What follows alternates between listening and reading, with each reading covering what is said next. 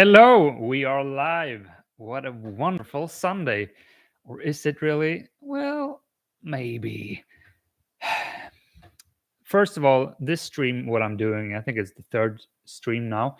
Uh, Beware, this is mostly for my practice, showing up, being able to being in a live scenario and stay calm, relaxed, talk with an agenda, being structured, all that. So I'm not there right now yet. I'm practicing. That being said, you don't have to watch this because it may not live up to a high YouTube expectations these days. YouTube has become a very high production place. That aside, I'm here to share my experience with my self esteem, social confidence building journey here in the States. Moved to North Carolina 6 weeks ago, and I think it's even 7 weeks ago, because I just needed to shake my life up. I had come to a point where everything was too comfortable, too laid out for me. But little did I know how bad it was. So when I finally decided, yeah, Alex, we have to face those fears. We have an opportunity to take a job in the States. Let's go there. Came here, arrived, started my new job. Very scary shit, to be frank. And I realized after I've been in such a comfortable place back in Sweden, going to a new job, living in a new place, creating new relationships, it's a lot of situations where you have to be so freaking comfortable, and you're just far away from that safe space where you used to be. And that is one of the main reasons why I need to make these changes. We when we stagnate, when life becomes the same, we don't grow, we don't develop, we just become comfortable, and we don't even stay stagnant. We revert back to a less impressive self. But so as I've been here and I've realized, like the first weeks, I observed myself and realized how insecure and how needy, how much of a Mr. Nice Guy I was. The past streams here, I've been talking about the book No More Mr. Nice Guy, and how it's about this very common behavior a lot of us guys have, that we try to meet a standard, try to live up to a persona where we're super nice, and we don't make people not like us. We you don't push the boundaries, sort of say. The last room we went through some typical scenarios, typical situations which define a Mr. Nice Guy. Either way, I've come to full conclusion that I so much is a Mr. Nice Guy. I've always tried to please people, being a people pleaser, saying yes, making people like me, and it's a great book, and it is something I'm following as a structure now moving forward, and how to become this confident man, how to become this high self-esteem person. So the foundation in my path forward here is the book, The Six Pillars of Self-Esteem by Nathaniel Brandon, and the book No More Mr. Nice Guy. And as it happens, I built a GPT, a chat GPT bot, which are focused on these two books, and I use it as a tool to collaborate, not collaborate, to talk with in different situations, which is part of what we're going to do here today. Analyze the situation that happened today, which has made me feel very filled of anxiety. And I lost my thread. And we're actually going to throw ourselves into that right now, because yeah, as I've said, I'm going through this phase right now where I'm in a self acceptance. I'm in a self observant state.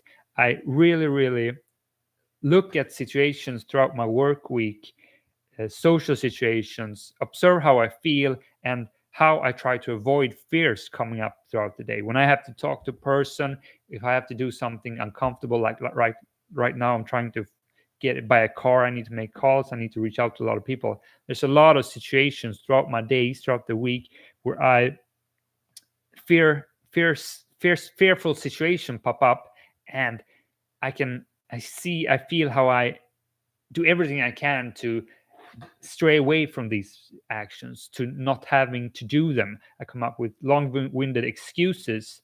I sell myself a story which I buy into for why I shouldn't take the action that is just the best action forward, because it scares me. And right now I'm observing, I'm taking notes. I'm actively seeking out these moments. I write them down. If I realize, okay, I have to make this call, and I feel it's a fearful situation, I write it down as a fearful situation. I kind of track how long it takes for me to actually go do it. Super insightful. It's a burden. It sucks because it makes me having to push myself to do these things. And today I thought we are just gonna look at one of these situations that I did push myself to do, but in the end it made me have a lot of social anxiety today, this morning. It's just, that now I have the feeling within of not being liked. So I'm gonna walk you through the process that Nathaniel Brandon in Six Pillars of Self-Esteem, how a self-acceptant kind of procedure would go about trying to neutralize bad anxiety emotions as a result of social situations where you felt unliked, stupid, or whatever. For me right now, as I said, I'm trying to buy a car, and I made an offer last night on a Mazda Miata. I made an offer that I thought was what I would like to pay for the car. But I kind of sent those messages to a lot of people because it's a numbers game to a certain extent. Either way, turns out that they did accept the offer that I made last night, and they said, "Hey, sure, we can do this deal. Come and get it." And then at that point, I realized, wait a minute, maybe I don't really want this car for this amount of money, because it had a lot of mileage, and I hadn't realized that. And but they kind of were super excited about me buying it, and they were moving, and I was the perfect situation, and they wrote this very nice, happy email, and like, oh, it's named Mali. We feel that this is destiny, because the woman talking to me in the email, she actually said that, yeah, my husband actually had a son that passed away that was named Alex, and it's all of a sudden it became such a emotional, almost relationship building story. So I felt invested in these people. I felt like these are really nice people that I'd like to befriend and all that. But at the same time, I felt like maybe I rushed to conclusion. I don't want to buy this car. Maybe I do, but yeah, in the end, I realized that no, I don't want to buy it unless I can get it a little bit cheaper.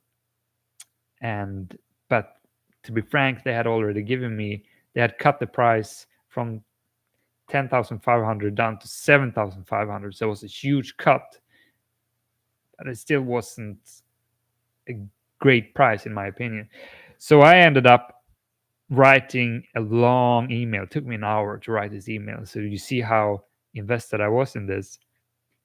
And I wrote up the story about how it would, my reasons for why I thought that, yeah, I'm super grateful and all. It was so nice. Yada, that I ended up giving them an offer for 6,500. And I really felt like, yeah, this is a good written email. They will understand me. And I send it. I go out and do some workout, feel good about it. Then I get the email reply, and they said, wait, I can actually read you the email. They said that, and because it's interesting to see if you feel the same way. uh, but let me get this. Craigslist. I should prepare this.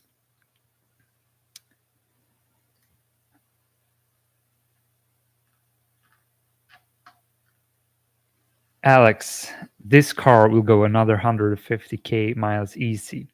We gave you a huge break in price, trying to help you out, and now you want to take advantage of the situation. Have a good life.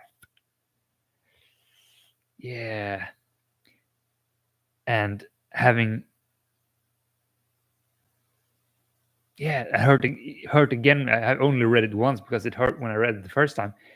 And so I just feel like, oh man, I'm a bad person. She even said, I tried to take advantage of the situation. So it just, the cloud of anxiety came over me when I read it, and it's coming over me again when I read it again. And it makes me feel like I'm a bad person.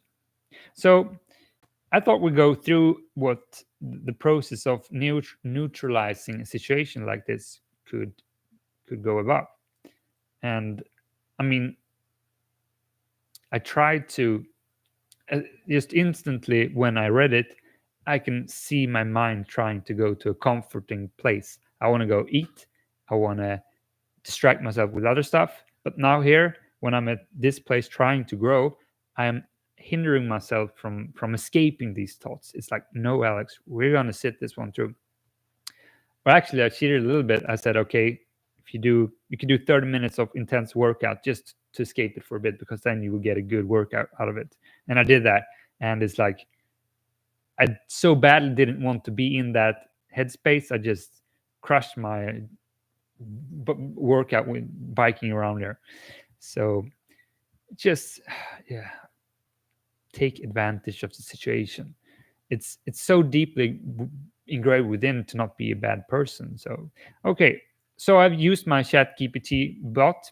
You can search for confident coach, no more Mr. Nice Guy, and you can use this yourself for free. It's as I said, it's a chat bot that will help you to to with the resources of the No More Mr. Nice Guy framework and Nathaniel Brandon's knows the 6 pillars of self-esteem. Talk about, you can ask questions about the actual framework and what they're about, but also your situation, and have a conversation going on with your exact situation, which can be super helpful. So I asked to go through the self-acceptance framework, which is the second pillar of Nathaniel Brandon's 6 pillars of self-esteem, and it's key. It's self-acceptance. It hinges, everything else hinges on the being acceptant of yourself and the situation. So let's go through this. Where we at? The process of self-acceptance. And maybe first we should just define it. Self-acceptance means recognizing and accepting all parts of ourselves, including our strengths and weaknesses, without judgment or denial. It's about being okay with who we are right now, not just who we think we should be. And self-acceptance is crucial for building self-esteem because it forms the foundation of how we see and treat ourselves. Without self-acceptance, it's difficult to develop a healthy self-esteem. Accepting ourselves fully allows us to be more compassionate, less critical, and more resilient in the face of challenges, which it's couldn't be more true. So the first step in this, the process of self-acceptance, is to identify the feelings, and I've already shared that. I feel, so ask yourself, what am I feeling, and why do you feel this way?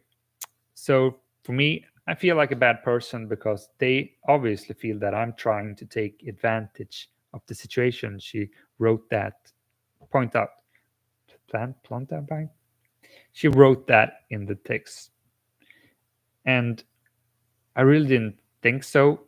I mean, maybe they thought I'd try to negotiate even more, but if I didn't, I don't want to buy the car now, even though they gave me the big discount, but I would only buy it if I gave it for the last offer I made. And that's just a fact. I don't try to take advantage of them. It's just what I'm willing to pay. It's a fact that that's the case. So still, they're saying they think so, so that makes me feel bad. And those feelings within, it's crippling me. And the next step would be to explore the origins of these feelings. Why reflect on the past experience that may have contributed to these feelings? Ask yourself, are the past experiences that make me feel this way relevant? Journaling can be a powerful tool to help you uncover patterns and insights. And this is something that the book No More Mr. Nice Guy talks a whole lot about. The understanding where you come from, your how you were how you grew up, your family situation, and always pleasing your family, but that in itself comes from not being okay with who you are in a family context. Like that, when you grow up, the the world you grow up in, the rules that is set by your family and how you should interact and be in your world, that will it will follow you your entire life. That will set the the ground, the framework for how you look at your world. I mean, of course, you can work and change these fundamental values, but they are very, very tough to break loose from. They're engraved within you.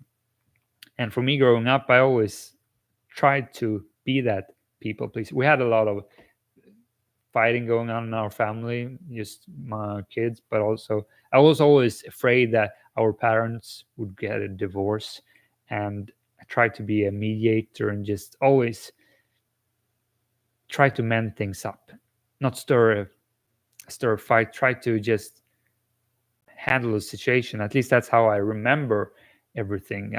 As I said, I was terrified of my parents getting a divorce, and I think that has something to do with the people pleasing part of why I am like I am, and trying to always getting liked by people. So that could be one reason. And again, I mean, just reflecting and journaling upon these things. I mean, you don't have to find the perfect answer, but just dissecting it a bit, I think, speaking from my own experience, can be very helpful. And so number 3 then would be challenging negative thoughts. Identify and I, identify and challenge negative thought patterns. Ask yourself, is this feeling rational? Would I judge someone else as harshly for same actions? This helps putting things in perspective. And so, is it rational? Am I a bad person for giving an offer on a car, but then going back on it and trying to negotiate the price even further? No. I mean, it wasn't perfect, and it's not something that should be done. I mean, I said that to them. I'm sorry for this. I made a mistake I didn't realize it had gone so many miles when I first sent the offer. And that makes it a bad action, maybe. It makes it not perhaps something you should do, but it doesn't necessarily make me a bad person. The action wasn't perfect.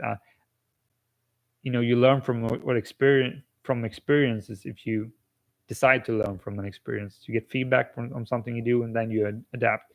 And yes, I didn't mean to offend them. I didn't mean to feel that they were taking advantage, that I was taking advantage out of them, because I didn't mean to. I simply wanted a specific car to a price that I thought it was worth, and we couldn't come to an alignment there. And yeah, that's doesn't make me a bad person, but I can learn from the experience. But it doesn't make me a bad person. You know, we all do things that isn't perfectly executed, but as long as we have good intentions and move forward in a way that it's no way meant to harm other people, then I feel okay with that rationalization, that logic. And so reframe these thoughts into more balanced and realistic ones. For example, instead of thinking, I made a mistake, so I must be a bad person, you could reframe it to, I made a mistake, but that doesn't define me as a person. Everyone makes mistakes. Basically, what I just said in more prettier words. So, number 4 would be accept and forgive yourself. Practice self compassion. Speak to yourself as you would to a dear friend. For example, you might say, it's okay to make mistakes. It's part of being human. And I just said that to myself. And I'm just gonna check if I have the mic on. Oh, it's on my mostly sensitive. Okay, I'm not gonna change it now. Sorry if the mic is oversensitive. Going back to this. Use positive affirmations to reinforce self-acceptance. For instance, I am worthy and enough just as I am despite my mistake. This helps to build a positive self-image. People tend to not like self-affirmations. I do like them in the right amount with the right kind of delivery. But I don't use them that much anymore. But I do like it in a journaling format. When I write out, I can write out stuff like this. I do love myself. I am proud of myself and all that because I do believe it. I truly believe it. And it can require a lot of practice to get to this point. And for instance, I know my sister who has a very low self-esteem she's so far away from being able to say that to herself and mean it. Please, yeah, sadly, that's the case. And this is something you need to work on. And I mean, coming to this point for sure has been helped to me by doing a lot of affirmations. I used to do a lot of Tony Robbins like morning tapes where you kind of repeat these things and all. And I'd say absolutely it has helped me. I just feel right now I don't need to shout out loud every morning, I love myself, I love myself, I love myself. Although I do always did that when I used to do my coach hours in the morning just before moving here. Different story. Affirmations, take it or leave it, do it your way, but I absolutely find it to be a key component in your journaling process. Just writing it out, it's powerful.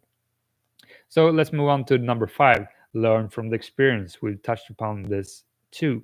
Reflect on what you reflect on what you can learn from the situation.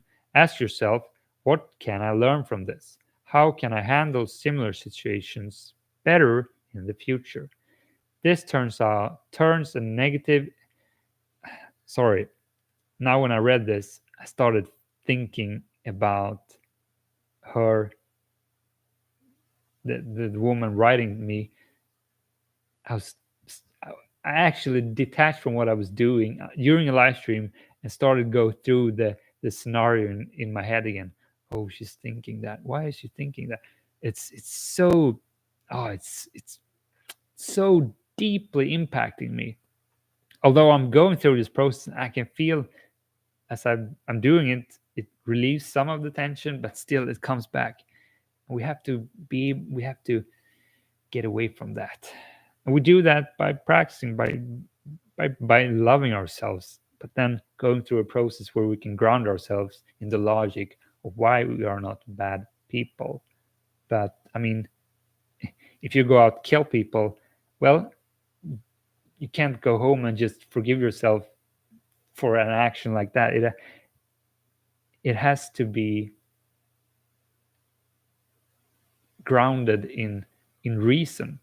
Here I believe that I'm truly not a bad person for what I've done, but again, I may not have behaved perfectly, and I'm not going to do that in this way again. I can learn from that mistake, and I am sorry for it, and I told them I was sorry for it, but it doesn't make me a bad person.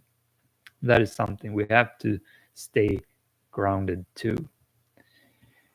I'm going to read this again. Learn from the experience. Reflect on what you can learn from the situation. Ask yourself, what can I learn from this? How can I handle similar situations better in the future? This turns a negative experience into an opportunity for growth. Basically said that. Viewing mistakes as learning opportunities helps in reducing self-criticism and promotes a growth mindset. It's all about the process, my friends. And then lastly, we got number 6. Practice daily self-acceptance. Incorporate mindfulness practices like meditation or deep breathing to become more aware of your thoughts and feelings without judgment. Spend a few minutes each day reflecting on what you did well and what you can improve without criticizing yourself. The daily practice reinforces positive self-view and continuous improvement. Basically, this is self-affirmations light, but you just be allowed to be in your own headspace and not disappear into social media, YouTube, TikToks, or whatever, workout, eating. We all try to escape our thoughts all the time, guilty as charged, but actively seek out not to do that because the growth won't come. The the leveling up in self-esteem and self-love and all that, it won't come unless you work through these things. It's not going to happen. So practice this daily self-acceptance. It is a key fundamental pillar in building a strong, great self-esteem. It is fundamental. And so here's some practical tips for daily self-acceptance. Again, now I'm going through what the chatbot gave me as a result when I asked how would I handle a situation like I've just described here, from the perspective of the book The 6 Pillars of Self-Esteem and the No More Mr. Nice Guy book. Actually, this was just from the 6 Pillars of Self-Esteem. And here's a few practical tips for how to do daily self-acceptance. Mindfulness exercises. Engage in mindfulness exercises such as meditation or deep breathing. These techniques help you stay present and aware of your thoughts and feelings. Journaling prompts. Use journaling prompts to reflect on self-acceptance and personal growth. For example, what are 3 things I did well today? And what is one thing that I can improve without judging myself?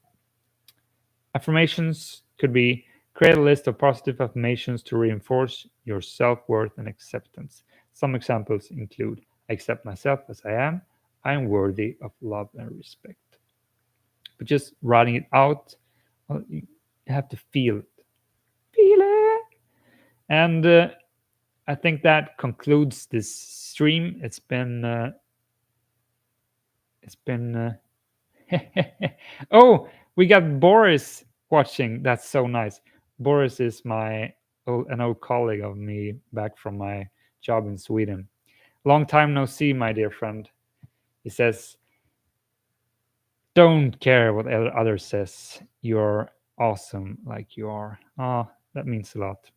Boris is one of those true awesome people that's just, you know, you meet a people, you can just feel right away that they have a good heart. He's one of those guys. And I know I'm one of those guys too. I have a good heart. That's why I'm here, trying to share some wisdom, but also just, grow, become better, and all that. With that being said, I'm going to sign out. It's been nice talking to myself. It's been nice seeing Boris in here. Super fun and all. Now I'm going to go out to my 30 degrees Celsius heat and hang out with the cats and do some chin-ups and maybe reward myself with some breakfast. See you in the next stream. Sunday it is. Have a good one. Bye, guys. Ooh, end it.